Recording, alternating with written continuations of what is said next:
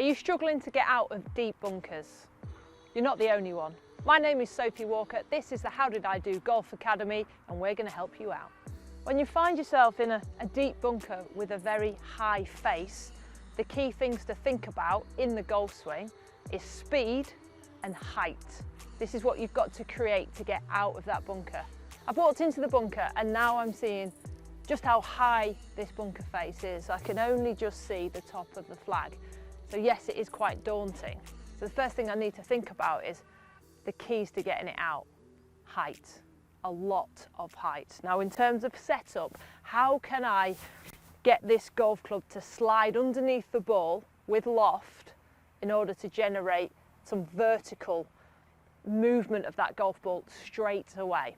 Now at setup, I'm going to widen my stance a bit more and I'm going to bend my knees a little bit more.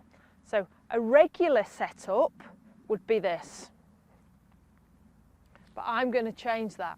I'm going to lower the grip, change the angle of the shaft so it's more shallower, ball position slightly forward of middle, but suddenly I'm in almost a crouch position.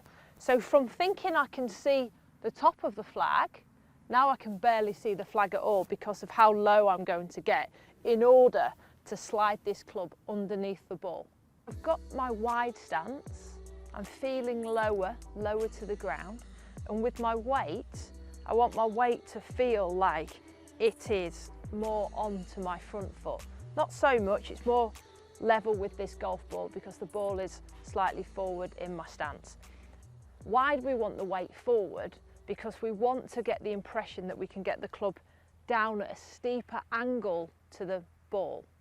So if you come downwards on the ball, we can create more height. I know that sounds weird. You think you want to lift it. No, you don't. You actually want to feel like you're sending the club down to the ball so it creates a bit of a V to get that ball up. And that's why the weight stays over the ball, so slightly towards the front foot, and in the backswing, it stays there too. What I see so often in bunker shots is set up to it. As you come down to the ball, as you want the ball to go this way, you fall that way, and then you hit far too far behind the golf ball. So at that point, the club either gets stuck in the ground or it bounces through the sand, and that's when everybody says, there's no sand in my bunkers, there's no sand. That's because you're hitting so far behind it, it's actually bouncing up from the sand. So in terms of that motion, it's keeping that weight forward and then swinging through rather than forward to back.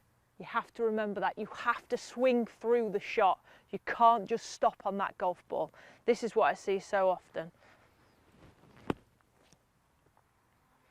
It's a big, big backswing, nothing in the follow through. Now that's what not to do. What to do is swing down and through. So we've created the lowness of the stance, we've put the weight forward. In terms of the backswing, we want to get this club head as far away from that ball as possible with lots of angle in the wrists. So if it's up there, then it's got time and speed to generate, because we need speed and height. So then we can get that club head working properly.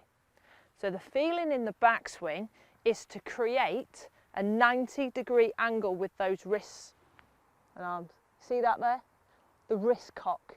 So from on the way down, we can then release the wrists to go underneath the ball by keeping lots of loft.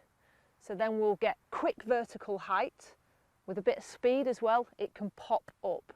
That's what you're trying to do. You're trying to get that ball to pop up quickly to get over this steep slope.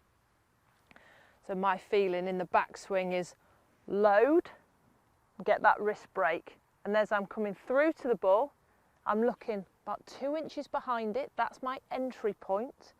Swing through, release, and then I always want to see plenty of face. Not this way, not that way. Keep the face pointing to the sky as long as possible, and then a big release through, keeping that club face pointing to the sky. See where my weight finishes? It's here. and the club head up here. So in the backswing, that club head is high with wrist cock. In the downswing, we release those wrists, and then in the follow through, see how high my hands are and how far the club head is away. Do not stop down here. Almost needs to feel like there's a flick underneath the golf ball, but a flick with pace, because we need to get this ball up. So let's try and put those together.